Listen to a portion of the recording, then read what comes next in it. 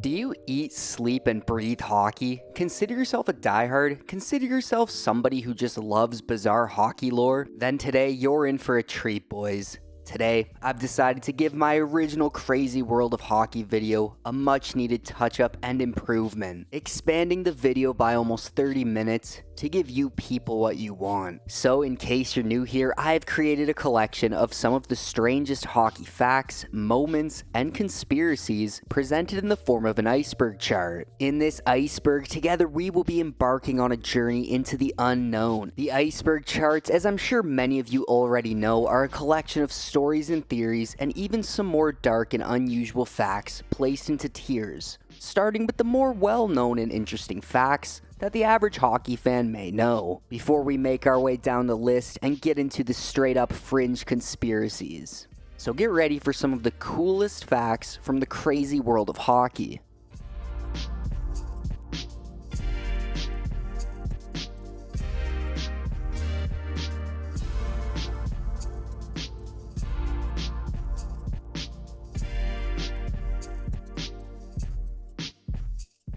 Well, boys, this is a fun one. Grab a drink, a favorite snack, and get comfy, because it's also going to be a long one. Given that the NHL has been around for over 100 years, there are literally endless topics and theories to cover. I'll try and get these done best I can, and I'll try and give a good description of what each of these topics and theories are, and what they mean, and why they're on the iceberg. Obviously, there are hundreds, possibly even thousands of topics out there that couldn't be on this list. These are just a combination of some of my own personal favorites I thought would make for interesting discussions. So let me know what I left out and what you guys would have put on this list as well. Hockey players are crazy. The hockey world is crazy. Let's get into this.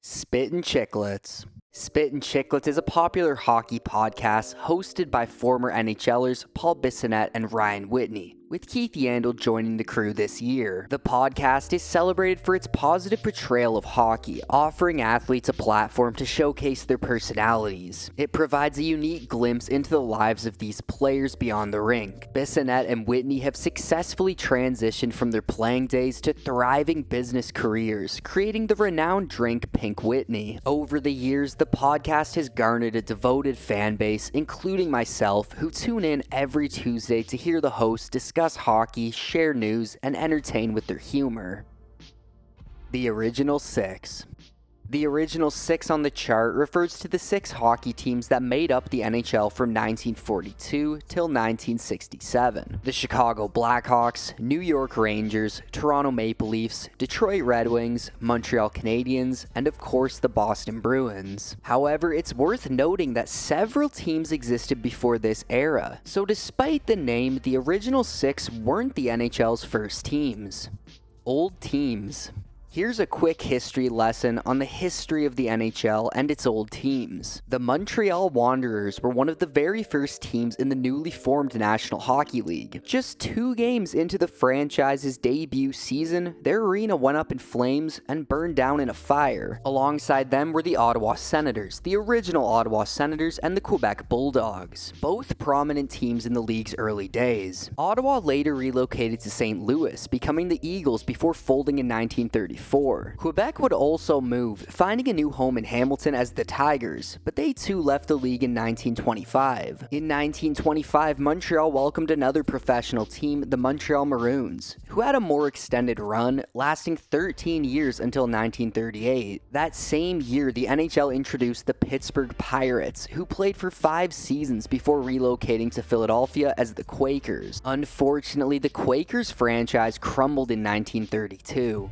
In 1925, the league also saw the birth of the New York Americans, who played until 1941, spending one final year in Brooklyn before folding in 1942. There have also been several old teams that for various reasons couldn't last long after the original Six era. The California Golden Seals might be the most notable of these teams. They emerged from the 1967 NHL expansion and competed for a meager 9 years before relocating to Cleveland and becoming the Barons. They played 2 seasons in Cleveland before folding in 1978. The Minnesota North Stars were another team from the 1967 expansion draft. It might seem ludicrous now to relocate an NHL franchise away from the hockey-loving state of Minnesota, but the original Minnesota North Stars played from 1967 until 1993. They then moved to Dallas and became the Dallas Stars. In 1974, the NHL would attempt to expand in untapped hockey markets once again, granting Kansas City an NHL franchise. The Kansas City Scouts were so bad they only lasted 2 years in Kansas City before relocating to Colorado, where the Colorado Rockies were just as bad as the baseball team. The franchise found its home when it moved to New Jersey in 1982 and has remained as the Devils to this day. The Atlanta Flames became an NHL team in 1972. They played for 8 seasons before finding a permanent home in Calgary, becoming the Calgary Flames. In 1979, Canada welcomed another franchise, this time in Quebec. The Quebec Nordiques played with some success from 1979 till 1995, before moving to Colorado, where the franchise has experienced almost nothing but success. The Winnipeg Jets joined the NHL in 1979 and spent 16 cherished years in Manitoba before shockingly relocating to Phoenix, where they became the Coyotes. There, the franchise spent the next 28 years, often struggling through some of the NHL's worst hockey in the 2010s and into the 2020s. After years of relocation rumors, it became official last season.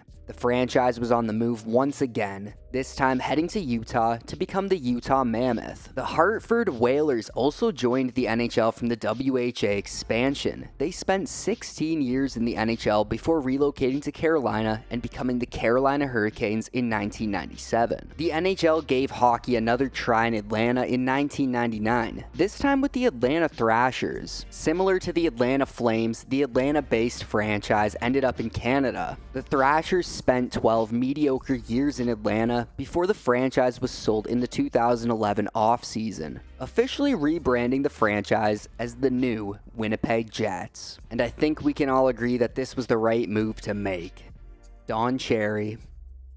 Don Cherry is a former NHL player, coach, and GM, but he is most remembered for his iconic role as the host on everybody's favorite intermission show, Coach's Corner on Hockey Night in Canada. The NHL Draft Lottery. The NHL Draft Lottery entry on the Iceberg delves into the controversy surrounding the NHL Draft Lottery, particularly the widespread belief that it is prearranged and manipulated to serve the interests of NHL Commissioner Gary Bettman and the league. This theory, among the most prominent in hockey lore, suggests that the lottery outcomes are predetermined, sparking accusations of foul play every year regardless of the winner. In 2020, when the New York Rangers secured the top pick, speculation intensified. Observers pointed out that the Rangers' lottery balls appeared different, allegedly heavier and more likely to be selected, leading to the accusations of tampering. Some even implicated the individual responsible for choosing the ball, insinuating a connection to a figure involved in a previous draft controversy, further fueling conspiracy theories. A more recent example occurred when the Chicago Blackhawks, amidst a period of stagnation, unexpectedly won the draft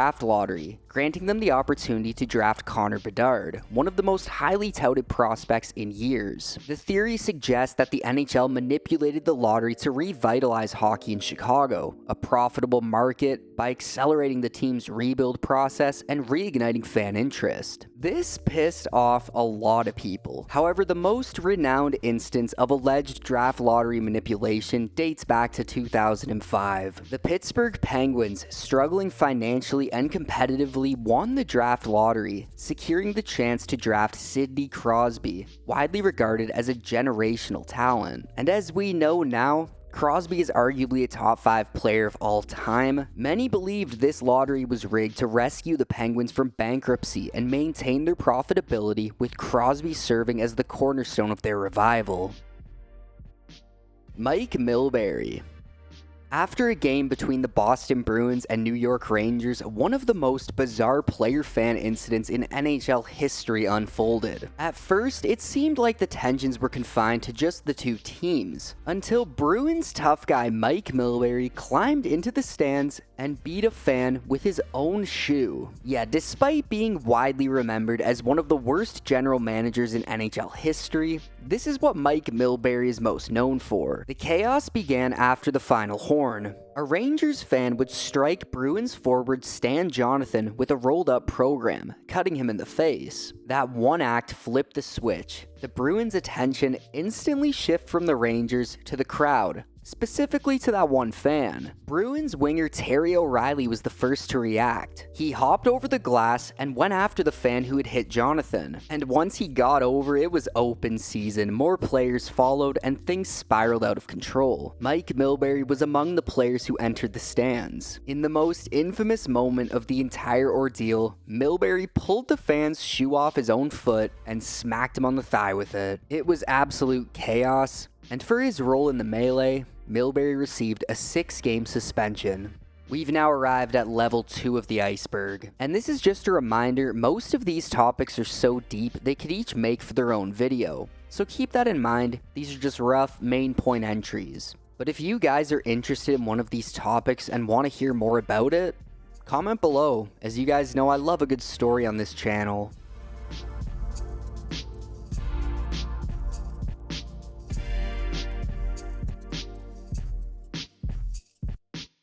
Clint Malarchuk.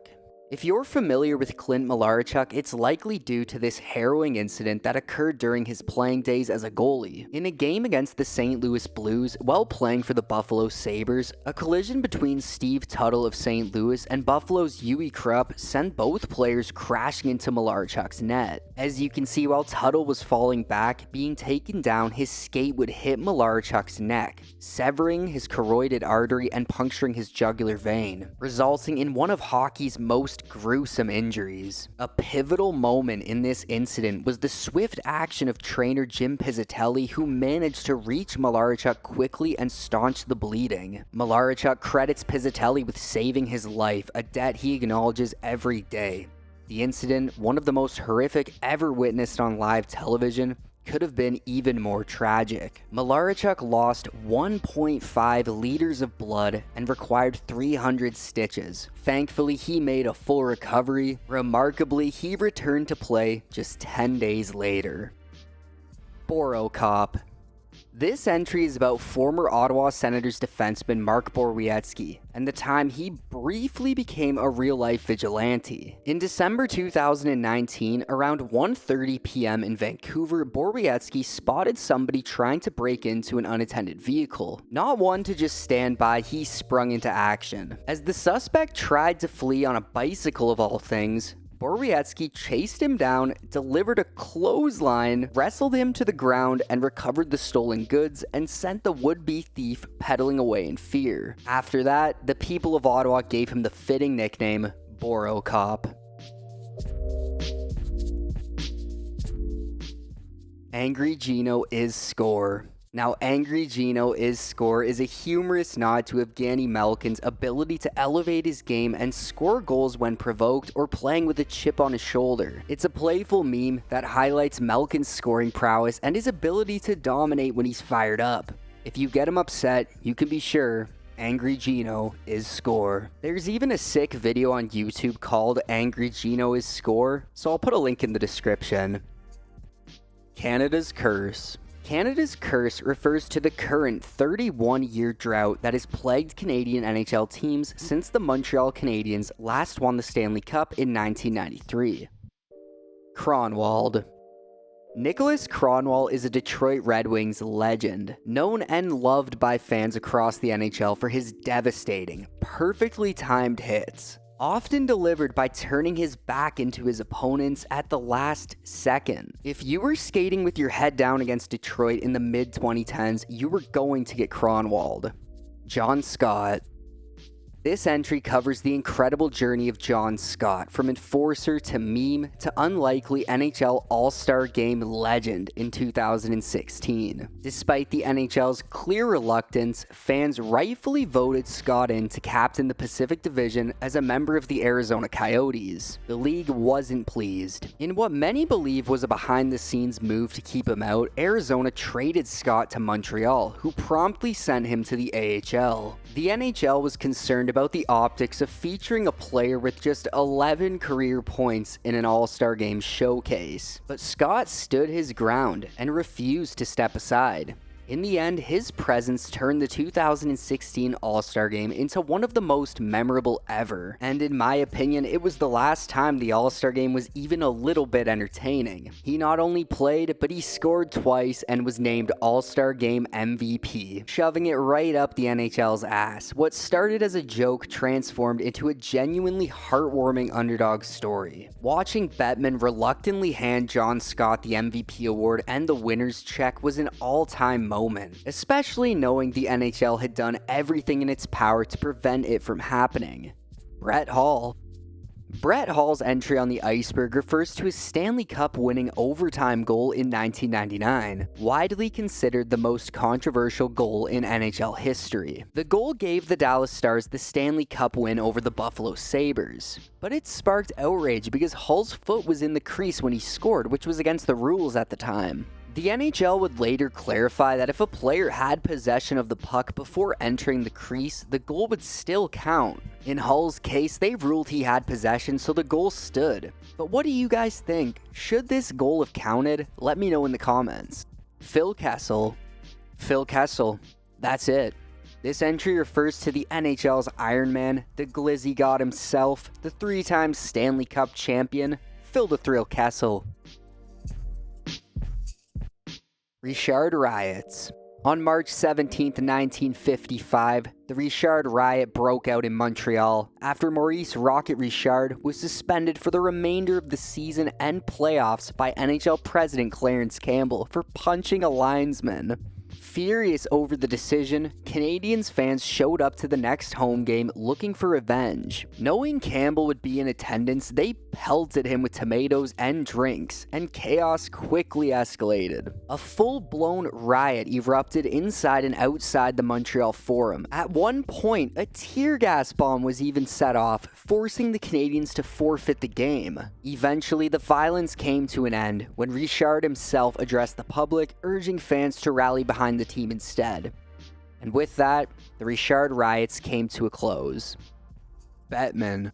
Good old Uncle Gary, the Wicked Witch of the NHL. There's a lot of directions I could go with his inclusion in this video, but for this entry, I want to focus on the popular theory that Gary Bettman hates Canadian teams. This idea has been floating around for years, and it's rooted in a few key moments. Most notably, leaked emails from 2016 between Bettman and NHL officials that allegedly discussed ways to increase the chances of Canadian teams missing the playoffs. It's led many to believe that Bettman has a clear preference for American-based franchises and may be trying to limit the sport's growth north of the border. Fans have also pointed out how cities like Hamilton and Quebec have been strung along for years with promise of expansion teams only to be passed over time and time again in favor of US markets. And some folks can't help but notice that no Canadian team has won the Stanley Cup since 1993. Just 1 year before Bettman became commissioner. So what do you think? Is it all just bad luck and business decisions? Or does Gary Bettman really hate all Canadian teams?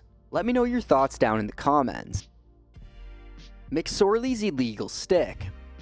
There's been a long-standing theory circulating for decades that Kings player Marty McSorley had his original sticks tampered with before Game 2 of the 1993 Stanley Cup Final between the LA Kings and the Montreal Canadiens. The claim suggests someone from the Montreal staff may have swapped out his legal sticks, placing ones with illegal curves on the Kings stick rack just outside their dressing room. As the theory goes, McSorley unknowingly grabbed one of those sticks, used used it during the game, and Montreal waited for the perfect moment to call it out, earning a crucial power play. Interestingly, this theory originates from McSorley himself, who claimed the Canadiens had access to the Kings' dressing room. LA would go on to lose the game and the series, with that infamous penalty seen by many as the turning point that shifted all the momentum in Montreal's favor.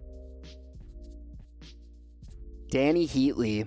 Unfortunately, this entry isn't about the 1507 memes. Back in 2003, Heatley was only in his second NHL season. He had just won the Calder Trophy as the league's top rookie and was considered one of hockey's brightest young stars. But everything changed on September 29, 2003. Just before the start of the season, Heatley and his close friend and Atlanta Thrashers teammate Dan Snyder went out together. Just two young guys enjoying a night out, but tragedy struck when Heatley, behind the wheel of his Ferrari, lost control and crashed into a brick pillar at high speed. The car was torn apart and both players were ejected through the windshield. Heatley survived with minor injuries.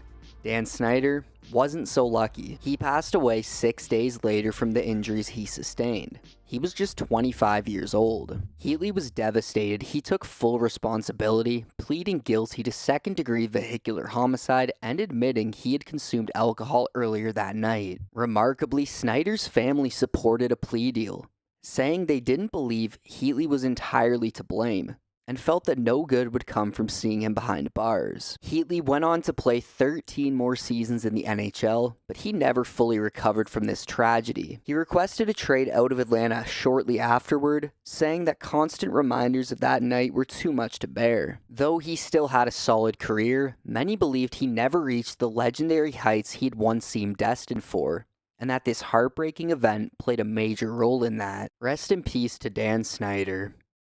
We are now about to go under. As we enter the third tier, we're just getting started with the wacky, tinfoil hat wearing conspiracies. Also, just a quick reminder to hit that like and subscribe button if you haven't already. It's greatly appreciated. The Ducks curse. Despite winning the Stanley Cup in 2007, it feels like the Anaheim Ducks have been haunted by heartbreak almost every year since. It was enough to make you believe they were cursed. In 2009, they lost a heartbreaking Game 7 in the first round to the Detroit Red Wings. A few years down the road, they would lose another Game 7 in 2013 to the Red Wings. In 2014, they did get past the first round, where they were knocked out in another Game 7, this time by the LA Kings. The following year, in 2015, they pushed all the way to the third round, only to fall in a Game 7, this time to the Chicago Blackhawks. In 2016, hope was as high as it could be after 3 straight years of heartbreak in Game 7s.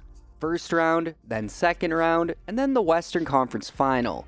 Surely this was their year, they'd at least make it to the Stanley Cup Final. But once again, the hockey gods weren't on their side. In 2016, they once again fell in a Game 7. This time, the loss came in the first round, this one at the hands of the Nashville Predators. By 2018, they were swept by the San Jose Sharks and haven't made the playoffs since. THG.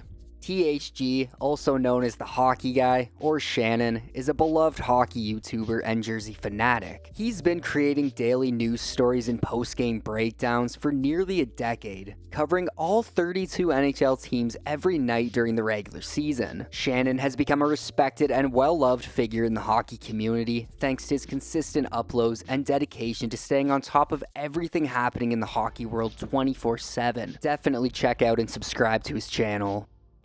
Rob Ray. Rob Ray was known for having some of the best knuckle-dusting skills the sport has ever seen. Was never one to back down from a good scrap, even if it meant fighting fans. This story is about his most famous fight, where a fan who had big enough balls to climb over the glass and taunt the Sabres bench got exactly what he deserved. Once Ray grabbed a hold of him, he landed about 13 clean shots for his trouble. Wayne Gretzky's high stick. The missed call in Game 6 of the 1993 Conference Finals between the Toronto Maple Leafs and Los Angeles Kings remains one of the most infamous moments in NHL history. Referee Kerry Fraser overlooked Wayne Gretzky's blatant high stick on Doug Gilmour, which drew blood, yet no penalty was called. Moments later, Instead of being in the box, Gretzky scored the overtime winner, forcing a Game 7 where the Kings ultimately triumphed, with Gretzky completing a hat trick. Shanahan versus Vive. This story centers on a young starstruck Brandon Shanahan and Leafs legend Rick Vive, and it's a pretty funny one. Back when Shanahan was just a kid growing up in southern Ontario, like many young boys, he was a huge Maple Leafs fan. So imagine how lucky he felt one summer in 1993, when he spotted the Leafs captain Rick Vive training at a local rink in Toronto. Eager and wide-eyed, Shanahan approached Vive and asked him for an autograph, but instead of a warm response, for whatever reason, Vive brushed him off, leaving the young Shanahan completely devastated. It was an unforgettable moment for the young Shanahan. Fast forward a few years, after being drafted, Shanahan found himself facing off against that very same Rick Vive, who was now playing with the Buffalo Sabres. When the two lined up at the face-off, Shanahan didn't hesitate. He attacked Vive right away, almost like John Scott did to Phil Kessel years later. Vive was baffled. He had no idea this aggressive young player was the very same kid he had snubbed all those years ago. It wasn't until Shanahan's teammate and mutual friend of the two, Jim Korn, filled Vive in on the whole story. Vive finally understood. I guess the moral of the story is you've got to be careful who you snub. You never know who's willing to hold a grudge. Roids. Despite the NHL's reputation for having a relatively clean image when it comes to performance-enhancing drugs, especially compared to leagues like the MLB or NFL, the league is not without its fair share of doping controversies. Over the years, a handful of cases and insider claims have sparked some wild theories and raised more than a few eyebrows. Back in 2011, former fan-favorite enforcer George Laraque spoke candidly in an interview, claiming he knew of many players who used PEDs during his time in the league. While he wouldn't name names, Laraque suggested that even star players were likely juicing to get an edge, while enforcers often used them to bulk up, making it harder for opponents to knock them down. According to him, this wasn't exactly a well-kept secret either. He described it bluntly. Everyone knew. If you saw a guy with bulging eyes and trembling legs lining up for a draw, you knew he wasn't going to feel a single punch being thrown at him. Fast forward to recent years and those whispers turned into headlines. Just this past season, we all saw Aaron Ekblad get hit with a 20-game suspension after testing positive for PEDs. And back in 2018, the Vegas Golden Knights found themselves in hot water when defenseman Nate Schmidt was also handed a 20-game ban for the same offenses. Not long after, another Golden Knight, Valentin Zykov, was suspended for a similar violation. These back-to-back suspensions had some fans and conspiracy theorists wondering if Schmidt and Zykov were simply the fall guys, scapegoats for a larger issue. Lord Stanley. The Stanley Cup is the most famous trophy in all of sports. It has been hoisted over 100 times and will likely see more than you or I will ever see in our lifetimes. When you become a champion, not only do you get a Stanley Cup ring, but you also get your name engraved on the Stanley Cup forever, immortalizing you in hockey history. But I bet most of you don't know that there are over 30 names inside the trophy, with 20 of them coming from the 1906 champion Montreal Wanderers, and 9 more would come from the 1915 Vancouver Millionaires. And interestingly enough, neither of these teams were in the NHL. How is that even possible, you may ask? At the time, the NHL wasn't well established and weren't even technically the sole owners of the Stanley Cup yet, meaning with the way pro hockey was set up, other leagues could compete for the trophy. There is also only one player to have his name engraved in the Stanley Cup. Harry Punch Brobans holds these honors. He was given these honors of having a unique engraving on the cup because he was well respected as being one of the first stars the NHL ever had to help grow and impact the game. Offside. This entry refers to what might be the biggest missed offside call in NHL history, and it just so happened to be when everything was on the line. Game 6 of the 1980 Stanley Cup Final, the New York Islanders were up 3-2 against the Philadelphia Flyers, just one win away from clinching their first ever Stanley Cup. Early in the game, Dwayne Sutter scored what appeared to be the go-ahead goal, putting the Islanders up 2-1. But on the replay, it wasn't just offside, it was painfully offside. The goal stood, and after 2 more hard-fought periods, the game went to overtime, when Bob Nystrom scored the goal, and the Islanders won the Stanley Cup. But here's the thing. Had that offside been called like it should have, the Flyers would have held a 2-1 lead heading into the third. Maybe they win Game 6, maybe they take Game 7, maybe the Islanders dynasty never happens. The Avery Rule. Sean Avery. You either love him or you love to hate him. On April 8th, 2008, the New Jersey Devils faced off against the New York Rangers in the first round of the Stanley Cup playoffs. Avery had one job. Do what he does best. Get under the opponent's skin. Be a pest. And he locked in on one target. Hall of Fame goaltender Marty Brodeur. Throughout the series, Brodeur took constant abuse from Avery. The chirping, the jabs, relentless screens in front of the net, it was all part of the plan. But it was Game 3 at Madison Square Garden that would go down in infamy. The Rangers were on the power play when Avery did something no one had ever seen before. Instead of facing the puck, Avery turned around and stared Brodeur down, waving his stick in his face, yelling at him, doing everything he could to distract him. And then seconds later, Avery scored. The stunt was outrageous, but it wasn't technically against the rules, so the refs couldn't call a penalty. The NHL wouldn't wait long. The very next day, they introduced a new rule, one that would forever be known as the Avery Rule, banning players from screening goalies in that manner again. The 1940 curse. The 1940 New York Rangers curse refers to the Rangers' 54-year-long Stanley Cup drought that lasted from 1940 to 1994. But I bet a lot of people are unaware of how the curse actually started. Many believe it was none other than Lord Stanley himself who cursed New York. Because after winning the Cup in 1940, the Rangers were in a celebratory mood. Not only did they win the Stanley Cup, but the MSG had just been paid off as well. So management figured, what better way to celebrate than to burn the mortgage papers inside the cup? You know, the same way bums would start a fire inside a garbage can. Many people believe this blatant act of disrespect towards Lord Stanley's Cup is what cursed the New York Rangers. It was in 2004, the Calgary Flames went on a magical run to the Stanley Cup final, finding themselves just one win away from glory, up 3-2 against the Tampa Bay Lightning with a chance to clinch the Stanley Cup on home ice in Game 6. Late in a tense tie game, Flames forward Martin Gelinas redirected a puck toward the net with his skate. Tampa goalie Nikolai Habibulin would stretch out and make a huge pad save. Or so it seemed. With the speed of the game, it was nearly impossible to tell in real time just how close that puck had come to crossing the line. Play continued, but moments later, when the Flames got another look at the replay, it appeared they might have been robbed. The puck looked like it may have crossed the goal line, and by then, even if video review had been more advanced or coaches' challenges existed, it was too late. The game had moved on. Instead of taking the lead and potentially the cup, Calgary was headed to overtime. That's when Martin St. Louis struck for Tampa, forcing a Game 7. The Lightning would go on to win that game and the cup. So was it in? Should there have been a Game 7? Comment down below. Lokomotiv Yaroslavl. Sadly, this entry refers to the tragic plane crash that happened in 2011 involving the KHL's Lokomotiv Yaroslavl men's ice hockey team. The crash would take the lives of 37 passengers, including 27 hockey players. NHL legend Pavel Demitra was even aboard the flight and sadly lost his life. This incident truly made for one of hockey's darkest days. Rest in peace to everyone we lost far too soon. The Bedard Game.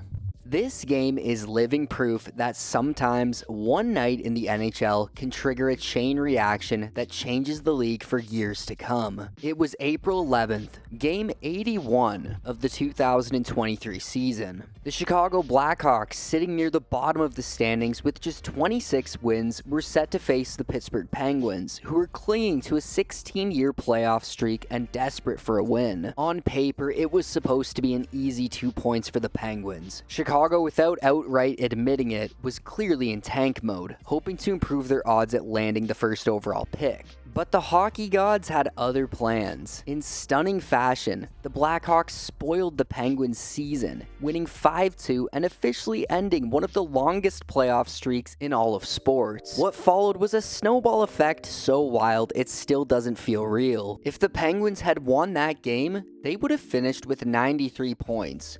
Just enough to edge out Florida for the final wildcard spot. But instead, the Panthers snuck in with 92 points. And the rest is history. 3 straight Stanley Cup final appearances that would have never happened if not for that one upset. And for Chicago, ironically, what looked like a meaningless win actually turned out to be the golden ticket. Despite hurting their odds slightly, they still finished with 59 points, good for the 3rd best lottery odds. And luck was on their side. They won the lottery, and they won Connor Bedard. All from one game, one upset, one ripple that turned into a tidal wave. That's the kind of chaos only hockey can deliver. We are now entering Tier 4. Things are about to get wild here. McGillney. Alexander McGillney was a stud in his early days with the Buffalo Sabres. Nobody ever questioned his talent. His skating, his shot, his vision, it was all elite. But before any of that could be showcased in the NHL, there was one massive question looming. Would McGillney ever be able to leave the Soviet Union? The Cold War was still on, and Russians couldn't just walk away from the Red Army team. But despite uncertainty, the Buffalo Sabres couldn't pass on the chance. With the 89th overall pick in the 1988 NHL draft, they took a leap of faith and selected McGillney. Fast forward a few months, Alex is tearing up the World Juniors in Sweden, helping the Soviet squad win gold. But while his teammates celebrated on the ice, McGillney was quietly plotting his escape to North America, and what unfolded next could have been ripped straight from a James Bond flick. It started with a series of cryptic phone calls to Sabres executive Don Luque. On the other end, representatives speaking on behalf of McGillney, confirming that the young star was ready to defect. He wanted to play in the NHL, and he was willing to risk everything to do it. Back in Sweden, after the tournament wrapped up, the Soviet team was rewarded with an exclusive shopping trip to a Swedish mall. What looked like a harmless excursion was actually the window McGillney had been waiting for. Luque and the Sabres had a plan in place. His team positioned a getaway van outside of the mall. As soon as McGillney spotted it, he made his move, bolting from the store, leaving his teammates, coaches, and country behind. Luque watched as men chased after McGillney, with some even diving in desperation to stop him. But it was too late. McGillney jumped into the van and they sped off to Stockholm. What followed was days of high-stakes evasion. Luque and McGillney switched hotel rooms every 6 hours, staying off the radar while waiting for the final clearance to get him to safety. Eventually, McGillney made it out, and in doing so, he became the first Soviet player to defect and go straight to the NHL. His escape didn't just change his life, it opened the door for a wave of Russian talent to follow. McGillney became a trailblazer, a quiet godfather of the Russian invasion that would reshape the NHL in the years to come. Niemi. Antti Niemi was a solid tendy in his day for the Chicago Blackhawks and San Jose Sharks. This entry refers to the time when Nemo discovered a glitch in the Matrix. At the time, in 2014, Niemi, playing for San Jose, was 31 years old. He would also wear the number 31. He would also stop all 31 shots he faced en route to his 31st career shutout, and all of this took place on January 31st. Domi and the Dummy. Everybody likes to think they're the tough guy when they're behind the glass, sitting with a beer, but as soon as that glass goes away, the toughness leaves a lot of people real fast. And this fan in Philly, who we're just going to refer to as Big Hoss, well, Hoss found out how real it can get when the glass goes away. During a game between Toronto and Philly, when Ty Domi was in the box, he claimed to have had enough of the heckling fans in the stands, so he decided to give them a nice Gatorade shower. And Hoss wasn't taking a liking to this very much. So Big Hoss lunged himself at Domi and took the entire panel of glass with him.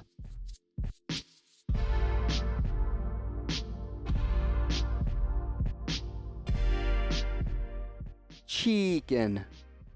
During a Kings-Habs game in 1988, a live chicken was tossed onto the ice.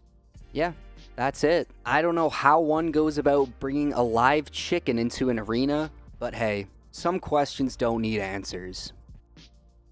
Seeing double. This entry is just fascinating. Chris Campoli became the first player to score 2 goals during the same play, leading to one of the biggest oddities in NHL history. And I'll just let you boys watch this one.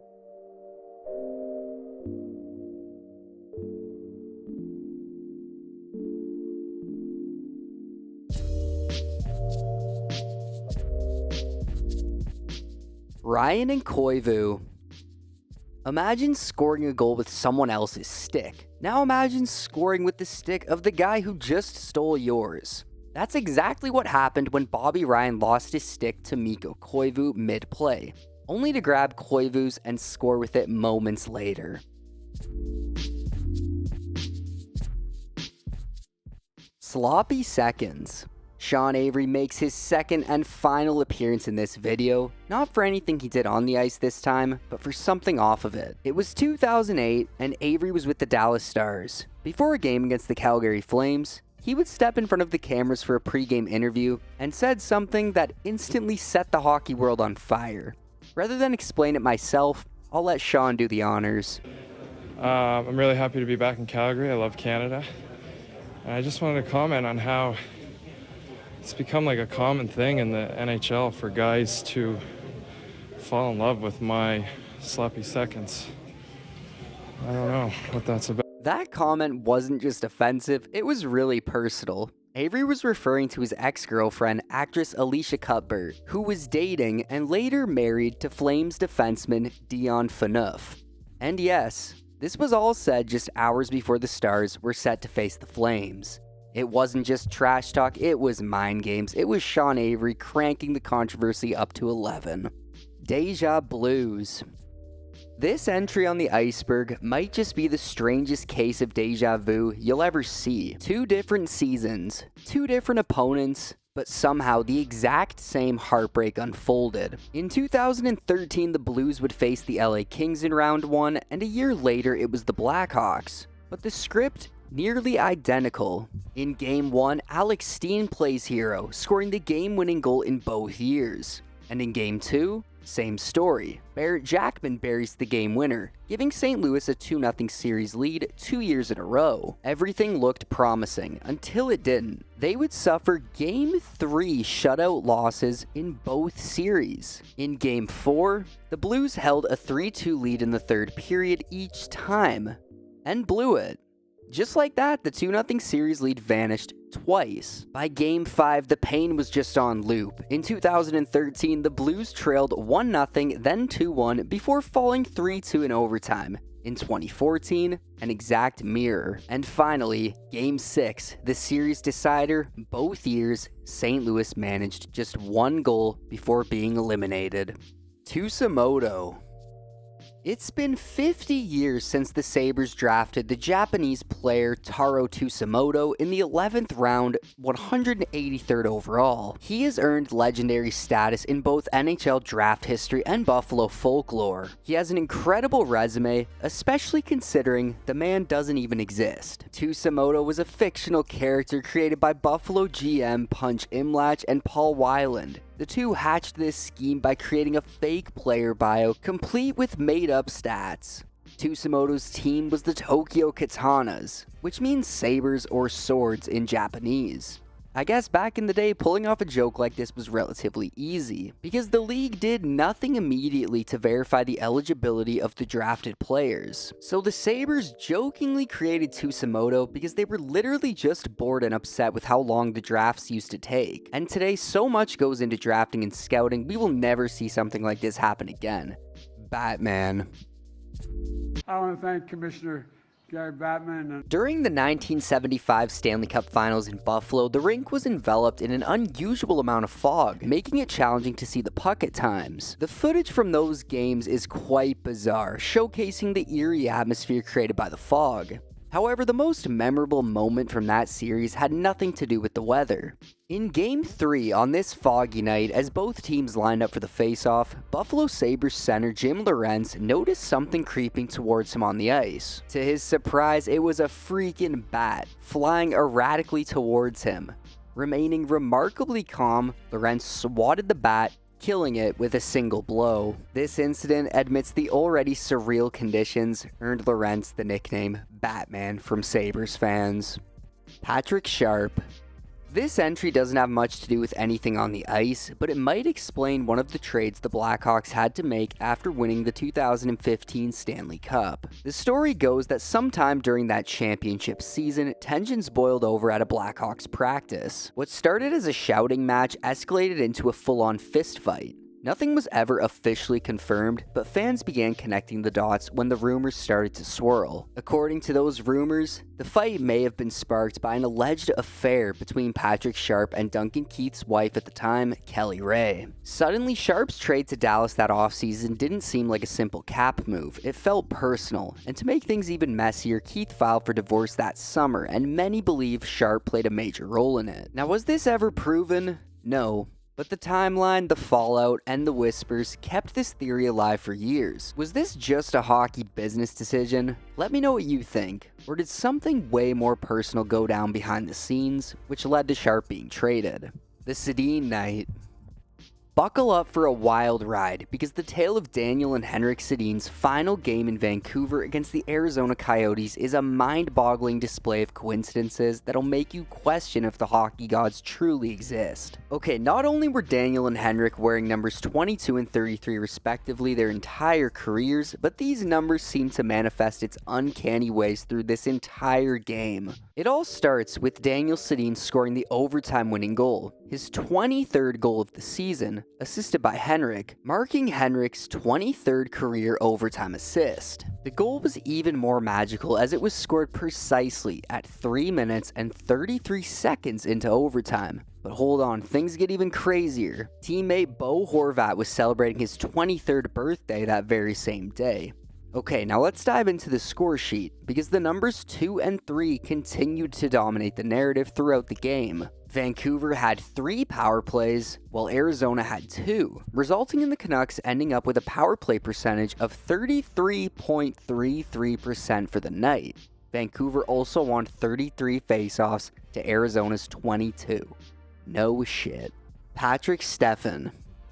This entry shows how one action can trigger a chain reaction of events. In this video, we've seen how a single game can alter the course of NHL history. But what about when one play had similar far-reaching effects? On January 7th, 2007, the Edmonton Oilers faced the Dallas Stars. Dallas, leading late in the game, prompted the Oilers to pull their goalie in an attempt to tie the game. This decision led to one of the most hilarious sports bloopers of all time. Stefan missed an empty net breakaway, allowing the Oilers to quickly grab the puck and incredibly tie the game in the dying seconds.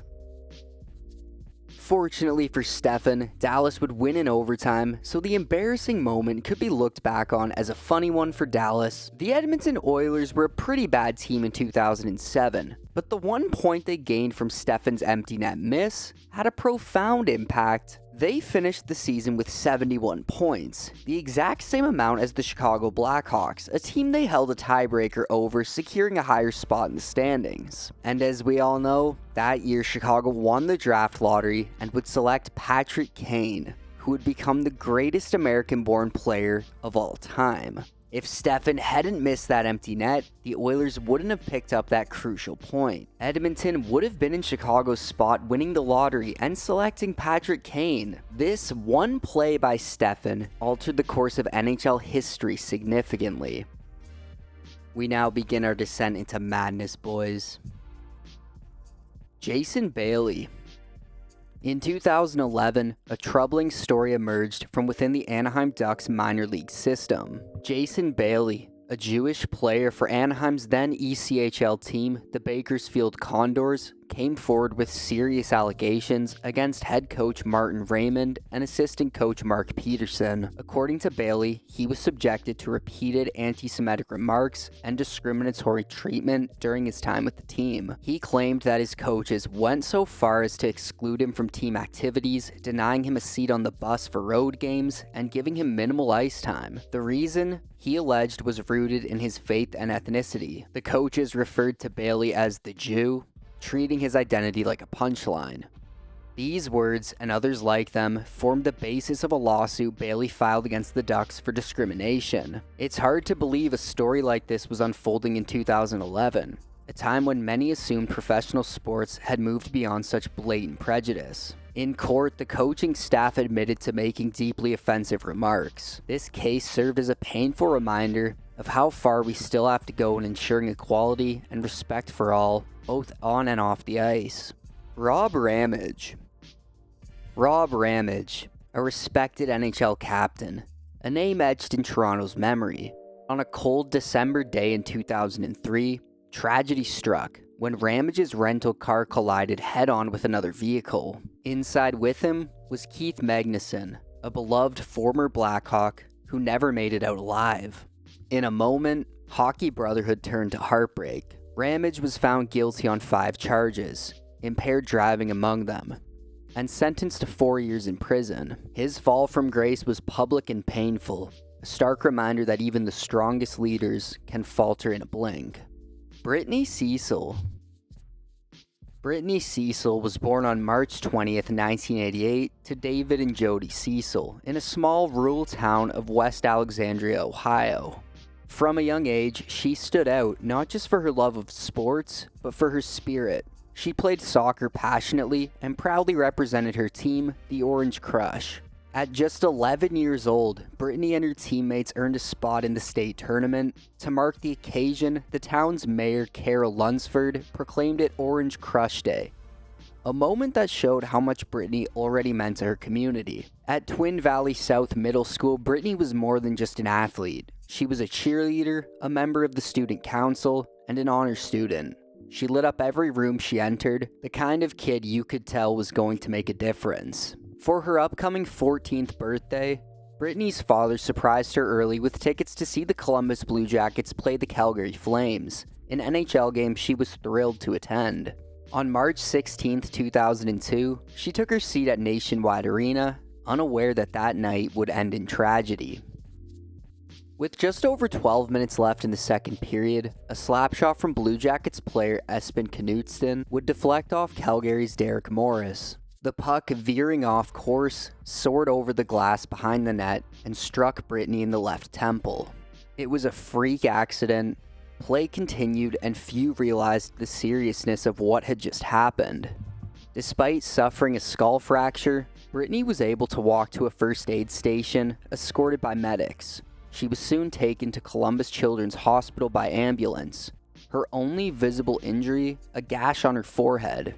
Doctors were optimistic at first. She was alert, able to talk, and showed no signs of dizziness or severe pain. But beneath the surface, a torn vertebral artery had gone unnoticed. The resulting clot and brain swelling would prove to be catastrophic. By March 18th, just 2 days after the game, Brittany had developed a high fever and lost consciousness. That afternoon, at 5:15 p.m., she passed away, just 2 days before what would have been her 14th birthday. Her death sent shockwaves through the hockey world. That Thursday, during the next Blue Jackets home game against the Detroit Red Wings, a moment of silence was held in her honor. The team wore her initials, BNC, on their helmets for the remainder of the season. Morris reflected, "You try to say it happens all the time, but you can't. You can always say, it's not my fault, but you still feel that it is a little. It was a terrible accident, and I cannot get it off my mind." Years later, Knutsson would meet with Brittany's family, a step toward healing for both sides. At a June 2002 NHL Board of Governors meeting, Commissioner Gary Bettman addressed Brittany's death. It had been the first fan fatality in the league's 85-year history. Even though over 800 million fans have attended our games, we wanted to do the right thing, Bettman said. New safety measures followed. Protective netting was mandated above the glass behind both goals, and the minimum height of the rink glass was increased to 5 feet to reduce the risk of another tragedy. Brittany's legacy lives on, not just in the hearts of her family and the community, but in the safety of every hockey fan who now sits behind the net, protected by the changes born from unimaginable loss. Ali. Long before the days of freak show combat sporting events and influencer boxing matches, NHL tough guy Dave Semenko would take on the GOAT, Muhammad Ali, in a 3-round boxing match. The fight was an exhibition, and it would end up being scored a draw, when the 45-year-old Muhammad Ali started pouring it on effortlessly at the end.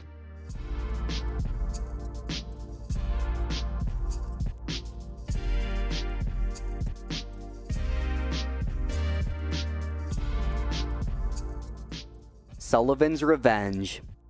What goes around comes around. This entry might be the funniest moment of instant karma you'll ever see. After taking a puck to the face, a bloody Blackhawks forward Steve Sullivan received some harsh words from a fan on his way back to the bench. Stevie Sullivan would get the last laugh, however, scoring twice, and you can't even make this up. After Sullivan had scored, Patrick Waugh would go around to play the puck, accidentally firing it over the glass and out of play. It would hit the exact same fan that was chirping Sullivan earlier in the game. Fresh off 2 goals, Sullivan went over to remind the fan that karma's a bitch. They're going home. Back in 1976, a clash of hockey worlds took place in Philadelphia. The reigning Stanley Cup champions, the Flyers, were set to face off against the mighty Red Army team from the Soviet Union in an exhibition game meant to settle the burning question: who truly was the best in the world? But it wouldn't take long for the Russians to realize they were in for something they'd never encountered before. The Broad Street Bullies. Philadelphia's signature brand of hard-nosed punishing hockey quickly overwhelmed the Soviets, both on the scoreboard and in spirit. The Flyers didn't just beat them, they broke them. Frustrated by the relentless physicality and what they saw as poor officiating, the Red Army team did something unthinkable. They just left the ice in protest, retreating to the safety of the dressing room. That moment prompted legendary CBC broadcaster Bob Cole to famously exclaim, "They're going home. They're going home." Eventually, the Soviets returned to the ice, but the damage had been done. Their brief walkout only added to their embarrassment as the Flyers continued to dominate and left no doubt about who ruled the rink that day. Pat Quinn. This entry pays tribute to former NHL player, coach, and GM Pat Quinn. On November 3rd, 2014, Quinn passed away, and just a few days later, the Toronto Maple Leafs honored his memory during their 23rd game of the season. It was a fitting gesture. Quinn had worn number 23 during his time with the Leafs, and that number seemed to follow the team all night, in what felt like a sign that his spirit was still with them. With 23 seconds left in the first period, Cody Franzen made it 2-0 Toronto. Then 23 seconds into the second, Tyler Bozak scored to make it 3-0. After Washington clawed one back to make it 3-1, the Leafs answered 23 seconds later. Toronto went on to finish the game with exactly 23 shots on goal, but in the most unbelievable twist, Pat Quinn would only wear the number 23 because its previous owner, Eddie Shack, had been traded to the Boston Bruins. The player Toronto got in return was Murray Oliver, and in a strange, poetic coincidence, Oliver passed away on the very same night as Quinn. Robert Stevens. Before the Anaheim Ducks, Ottawa Senators, Team USA, and even the NHL Draft, Bobby Ryan wasn't Bobby Ryan. Ryan's real name was actually Robert Stevens. He would legally have to have his name Stevens changed to Ryan, due to his father being wanted for attempted murder and fleeing the country to Canada illegally. He would choose the surname Ryan because Saving Private Ryan was Bobby's favorite movie. Yager's Night Out. Yager's Night Out adds just another memorable tale to the saga of a hockey great. After a night out in his native Czech Republic, Jaromír Jágr brought a Czech model back to his place. What Jágr didn't realize was that she had other intentions. planning to blackmail him by threatening to leak a photo of them in bed unless he paid her around $5,000. Jágr's response? I don't give a shit. True to her word, she leaked the photo, but in a twist of poetic justice, the plan backfired. Instead of damaging Jágr's reputation, the woman became the punchline of the story. The internet rallied behind the hockey legend, sparking a wave of Jágr selfie challenges, turning the situation into a viral joke. To make matters worse for her, the leak also exposed her for cheating on her boyfriend at the time. In the end, the whole saga served as a reminder, sometimes the best way to deal with a toxic person is to do absolutely nothing and let them destroy themselves. Let's just say widespread rumors of the booger sugar being used in the NHL have been around for a long time, but they really gained traction after former Leafs player Victor Louf mentioned the drug in an interview about substance abuse in hockey, specifically stating there is a lot of cocaine in the NHL, and suggesting the AHL likely faces similar issues. The interview was later deleted, raising suspicion about how the league is handling the matter. Adding fuel to the fire, it is a fact that the NHL doesn't test for cocaine, and leaked videos of players like Kuznetsov and Malone appearing to use the drug have only intensified public perception.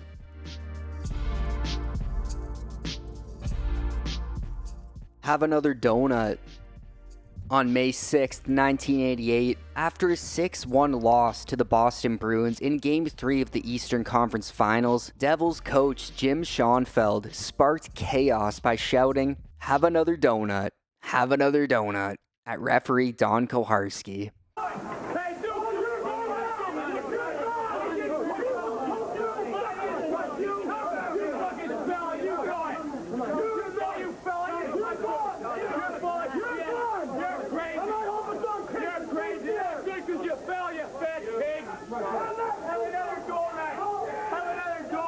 This is one of the greatest soundbites, period.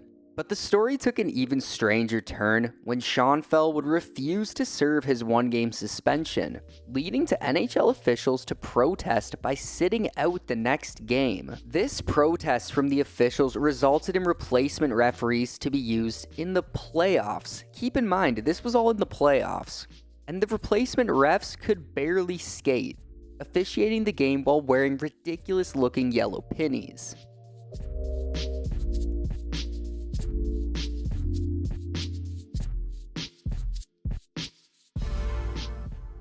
There's no turning back now, boys. Tier 6. Billy Tibbets.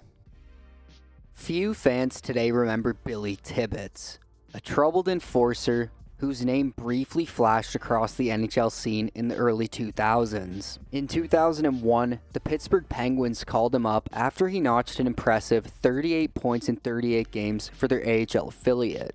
Outside of a notorious sucker punch that earned him a suspension, Tibbets left little mark on the league.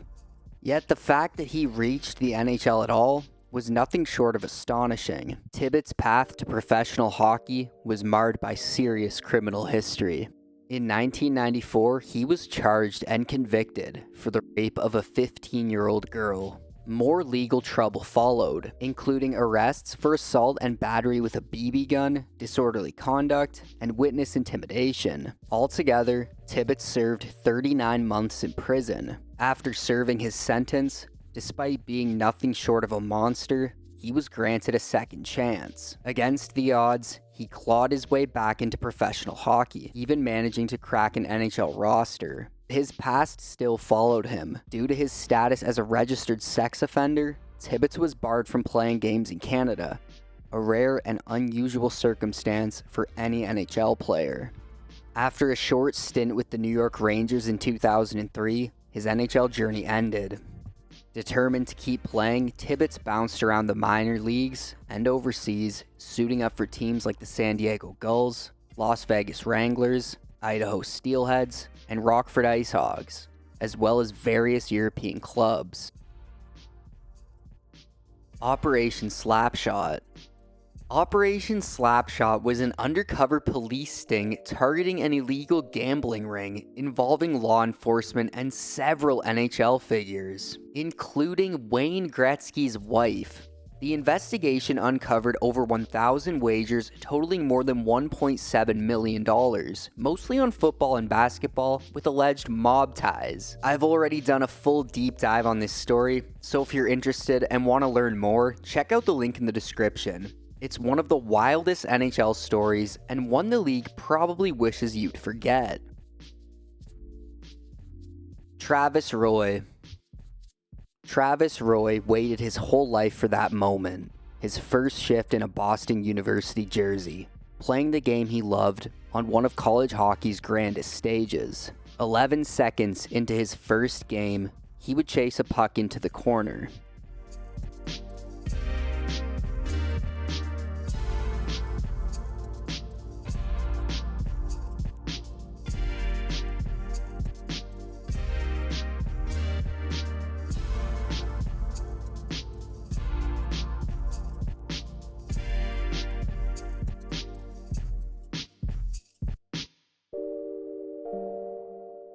One awkward collision with the boards, and everything changed. A fractured vertebrae, paralysis. His hockey career was over before it began. And yet what followed was not the end, but the beginning of something profound. Through hospital walls and rehab centers, Travis fought, not to get back on the ice, but to reclaim a life worth living. Surrounded by love from family, friends, a devoted girlfriend, and coach Jack Parker, Travis found purpose in pain. He built a legacy not through goals, but through giving, founding the Travis Roy Foundation to support spinal cord injury survivors. In time, a nation rallied behind him, drawn to his spirit, his courage, his will to endure. These are the stories that don't always make the highlight reel, but they're the ones that stay with you. Bill Masterton. Bill Masterton's journey through the hockey world began with promise. A standout at the University of Denver, he led the Pioneers to back-to-back NCAA championships in 1960 and 1961. Twice named an NCAA All-Star, he was also honored as the most outstanding player of the 1961 tournament. Following a brief stint with the Montreal Canadiens organization, Masterton settled in Minnesota, where he continued to play senior hockey while building a life off the rink. Then came the 1967 season, a pivotal year for the National Hockey League. As the league expanded, the newly formed Minnesota North Stars offered Masterton a chance to return to professional play. It was an opportunity he seized, and he made history by scoring the first goal in franchise history. But his comeback would end far too soon. In the middle of a game at the Met Center versus the Oakland Seals, Masterton carried the puck up the ice at full speed. Just as he passed it off, two Seals defensemen, Larry Cahan and Ron Harris, closed in on him. The collision that followed was brutal. Masterton was knocked backward and struck his head violently on the ice. Like most players of his era, he wasn't wearing a helmet. Referee Wally Harris likened the impact to an explosion, insisting the hit wasn't dirty, just devastating. Blood trickled from Masterton's nose, ears, and mouth. Some even said he briefly regained consciousness, muttering, "Never again, never again," before slipping back into unconsciousness. He was treated on the ice and rushed to Fairview Southdale Hospital. In the stands, his wife Carol watched in horror. His parents, listening from their home in Winnipeg, hurried to the hospital. There, surrounded by loved ones, Bill remained in a coma. Despite the efforts of 2 neurosurgeons and 3 other physicians, the damage to his brain was beyond repair. 30 hours after the fall, on January 15, 1968, at the young age of 29, Bill Masterton passed away. His wife, children, parents, and brother were at his bedside. Meanwhile, his teammates on the road in Boston received the heartbreaking news just before the game. In the locker room, they were told that Masterton had been taken off of life support. Masterton remains the only player in NHL history to die from injuries sustained in a game. At the time, few NHL players wore helmets. There was a stigma attached. Helmets were seen as a sign of weakness. Masterton's death sparked a fierce debate about safety. Lawmakers in New York even proposed helmet legislation, and the NHL considered mandating helmet use, though the league rejected the rule 3 times by 1971. Still, change came slowly. 3 years after Masterton's death, only 6 North Stars players wore helmets, the most of any team in the league. It would take more than a decade for the NHL to act. In 1979, the league finally required all incoming players to wear helmets, marking a turning point in player safety. To honor Masterton's memory, the NHL established the Bill Masterton Memorial Trophy, awarded annually to the player who best exemplifies perseverance, sportsmanship, and dedication to hockey. Graham James. In the world of junior hockey, a coach is meant to be a mentor, a figure of trust and leadership. But for Sheldon Kennedy, that trust was shattered. His coach, Graham James, used his position not to build Kennedy up, but to break him down. Behind closed doors, James repeatedly sexually abused him, controlling his life with fear and manipulation. Kennedy remained silent for years, too afraid to speak out against the man who held power over his future. The abuse left deep scars, it shortened Kennedy's career, and haunted his personal life with trauma. In time, Kennedy found the strength to come forward, and James was eventually convicted for over 350 sexual assaults against Kennedy and other unnamed players. Theo Fleury, a former NHL star and Calgary Flames icon, later revealed in his autobiography that he too had been assaulted by Graham James. Fleury's struggles with addiction and emotional pain suddenly made sense in a much darker context. Kennedy's story is not just one of pain, it's one of courage. His decision to speak out helped bring a predator to justice and shone light on a horrifying reality in the sport. Though not everyone knows Sheldon Kennedy's name, his story deserves to be told. It's a powerful reminder of how easily a child's dream can be destroyed by those who abuse their power.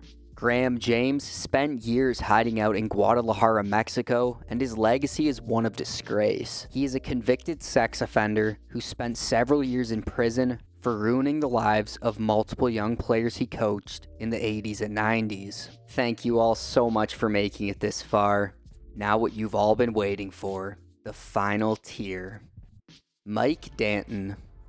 From 2000 till 2004, Mike Danton played 87 NHL games for the St. Louis Blues, but just 2 days after the Blues were eliminated from the 2004 playoffs by the San Jose Sharks, Danton would be arrested for conspiracy to commit murder, creating one of the most unsettling moments in hockey. While still playing in the playoffs, Danton allegedly tried to hire a hitman to kill his agent, David Frost. In 2011, however, Danton claimed the real target was actually his own father. His relationship with Frost was highly unusual, with Danton accusing him of manipulation and isolating him from his family. Frost was also accused of abusing Danton's younger brother. And if you want to hear more on this wild story, check out my Mike Danton deep dive. The link will be in the description. Ted Green. In the gritty world of hockey, terrible Ted Green was a fearsome defenseman for the Boston Bruins. But his nickname took on a chilling new meaning after a horrifying on-ice incident that would haunt the sport. In a 1969 preseason game, Ted Green got into a violent stick fight with St. Louis Blues Wayne Mackey, a clash so brutal it became infamous. Stick fights were common back then, but this one was different. During the fight, Green suffered a skull fracture with bone fragments driven into his brain. He was rushed to intensive care, fighting for his life. Miraculously, he survived and later returned to play with a metal plate in his head. The incident, now considered lost media, was seen live by fans in the arena and on TV. An unforgettable and horrifying moment. Joe Murphy. This entry looks at the tragic journey of Joe Murphy, a former NHLer whose story has largely faded from memory. Over a 2-decade career, Murphy scored 200-plus goals and tallied over 500 points, and even won a Stanley Cup with the Edmonton Oilers in 1990. Despite his early success, Murphy now lives homeless in 2025. I've already done a deep dive on Joe's story, covering everything from how he got to this point to the possibility of redemption. The link for that video will also be in the description if you're interested. And I just pray for this guy. I pray that Joe eventually accepts the help offered by family and those who care, because it's never too late to seek it. Michkov's dad. On a quiet evening in Russia in May 2023, a father and his son, Andrei Michkov, and his son Matvey sat together watching a hockey game. It was a simple, familiar moment between a hockey dad and the boy chasing his dreams on the ice. Then, without warning, Andrei stood up from his chair and said he was heading to the corner store and promised to be back in 20 minutes. He would never return. What came next was even stranger. A cryptic phone call, muffled and distant, reaches young Matvey. The voice on the other end, unclear, unreachable. Days later, his father Andrei was found lifeless in a pond. He was just 51 years old. The whispers followed that he had been working behind the scenes, trying to break Matvey free from his KHL contract. It was a father's desperate push to see his son skate not in Russia, but in North America, where the dream burns brightest. But in a country where details are elusive and contracts blurred in mystery, the truth may forever remain tangled in silence. Spinner. Ever heard the name Brian Spinner Spencer? For those unfamiliar, his story happens to be one of the most heartbreaking and tragic in hockey history, one that truly deserves to be told. Brian Roy Spencer was born on September 3rd, 1949 in Fort St. James, British Columbia. He went on to play 10 seasons in the NHL with the Toronto Maple Leafs, New York Islanders, Buffalo Sabres, and Pittsburgh Penguins, before tragically passing away far too young on June 3rd, 1988 at just 38 years old in Riviera Beach, Florida. Brian grew up in Fort St. James alongside his twin brother Byron. Their father, Roy Spencer, was a talented mechanic who liked to unwind with a few drinks after a hard day's work. Roy was a tough but hardworking man. He made sure his sons understood the value of perseverance, and it was that work ethic that would take Brian all the way to the NHL. Brian was a true character in the WCHL, now the WHL. At just 17 years old, he left home to join the Calgary Centennials, playing 56 games before being traded to the Estevan Swift Current. It was during this time that Brian earned the nickname Spinner for his fast skating, hard checking, and reckless abandon style of play. After putting up 48 points in 53 games during the 1969 season, Brian caught the attention of the Toronto Maple Leafs, who would select him 55th overall in the 1969 NHL Amateur Draft. Following the draft, Brian played most of the 1970 season with the Tulsa Oilers in the Central Hockey League. But on December 12th, 1970, everything changed. Brian's friends, family, and the entire town of Fort St. James tuned in to watch him play his first NHL game with the Toronto Maple Leafs, as they were getting ready to take on the Chicago Blackhawks. Brian had gotten the call-up and the opportunity of a lifetime. Brian made sure to tell his dad to keep his eyes glued to the screen as he was scheduled for an intermission interview, but there was just one problem. The CBC-affiliated station CKPG-TV in Prince George aired the Vancouver Canucks vs. California Golden Seals game instead. Roy, furious that he couldn't see his son's big moment, grabbed a firearm and drove 134 kilometers to the CKPG TV station. Enraged, Roy stormed inside, demanding they broadcast the Leafs game. When that didn't happen, he pulled out his gun and insisted they turn off the station altogether. Threatening staff, Roy claimed he had killed before and wouldn't hesitate to kill again. Eventually, the staff complied and turned off the station.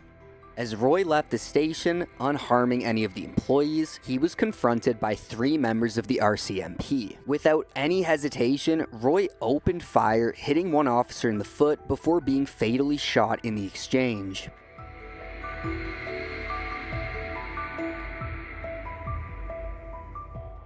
Now, despite this devastating news, Brian would still suit up for the Maple Leafs that night. Although Brian Spencer didn't register any points, he made his presence felt with his physical play. A strong debut as Toronto went on to win 2-1 over the Chicago Blackhawks. The morning after the Leafs win over Chicago, team general manager Jim Gregory offered Spencer a flight home if he wished to leave. However, Brian chose to stay and continue playing with the Leafs. "My father wanted me to be a hockey player more than anything else in the world," Spencer said. "I think he would want me to play, and that's what I'm going to do." Despite the circumstances, Brian powered through the Leafs' Sunday night game in Buffalo. He contributed 2 first-period assists. Later in the second, he dropped the gloves, and that night, Foster Hewitt selected Spencer as his 3rd star of the game. Leafs coach John McClellan had high praise for Spencer's performance, calling it one of the greatest performances I've seen in all my years around hockey. Brian would bury his emotions for years and pressed on, never taking time off to grieve. Brian would also carry around the names of the Mounties involved in his father's death in his wallet, yet he would keep his anger in check. Brian spent 2 more seasons with Toronto before moving to the New York Islanders, where he recorded 38 points in 78 games during the 1973 season. By 1974, he found himself in Buffalo, where he had the best years of his career, recording a career-high 41 points in 73 games in 1975. That same year, he would even reach the Stanley Cup Finals with Buffalo, though they ultimately fell to the Broad Street Bullies in 6 games. Buffalo became a second home for Brian, where fans adored his wild style of play. After 4 pretty successful seasons with Buffalo, he would close out his career with the Pittsburgh Penguins. And unfortunately, retirement marked the beginning of a tragic downward spiral. Struggling with drugs and alcohol, Brian seemed unable to outrun his demons. After retiring in 1980, he tried working as a mechanic like his father, but substance abuse soon took hold. Between 1982 and 1985, Brian was arrested 5 times for DUI offenses. In one infamous 1984 traffic stop, he even threatened an officer and made vulgar remarks, eventually losing his license altogether. But in 1987, things escalated much further than substance abuse, when Brian was charged with kidnapping and murder in Florida.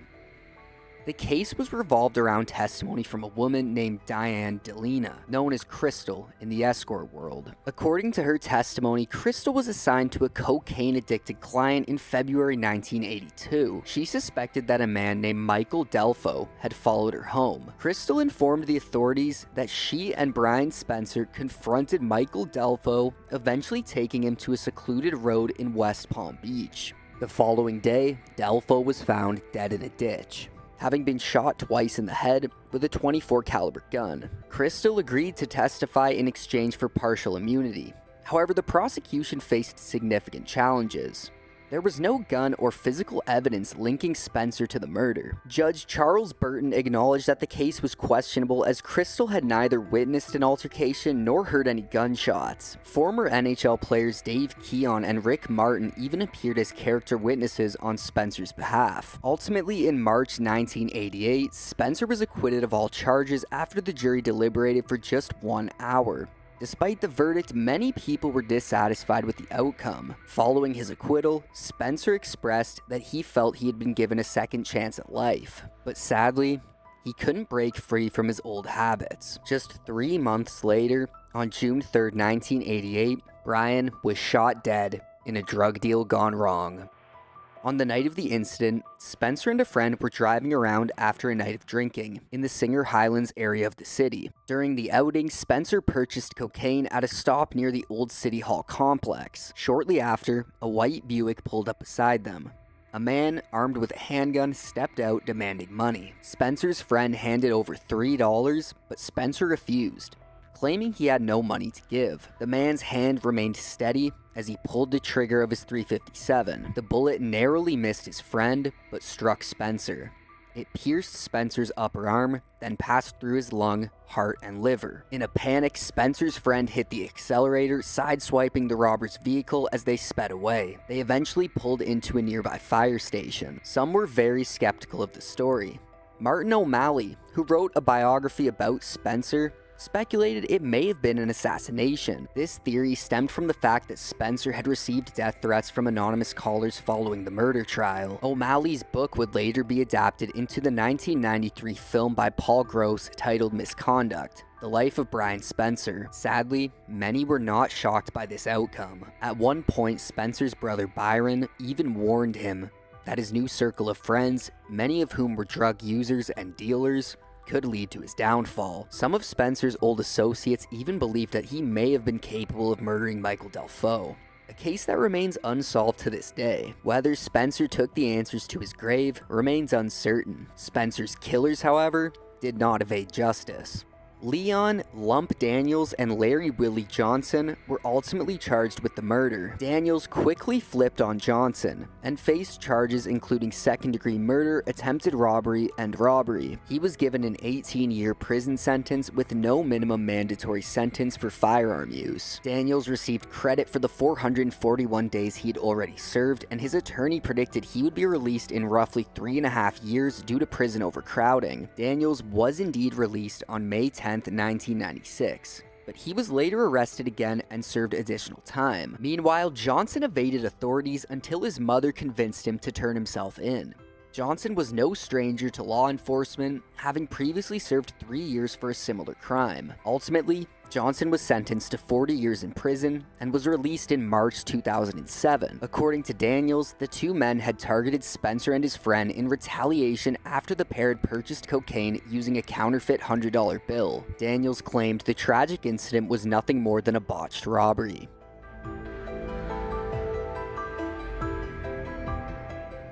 And as if Brian's tale couldn't get any more darker, his daughter and grandson would later die in a car accident in Oklahoma in 1999.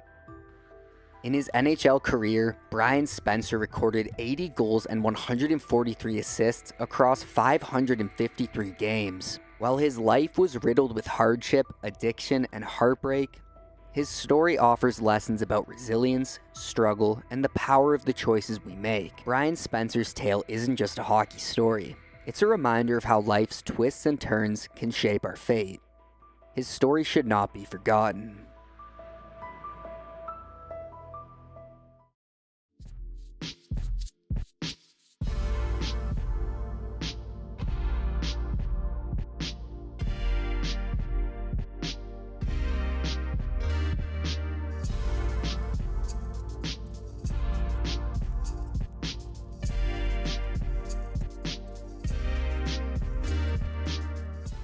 Well, we've made it.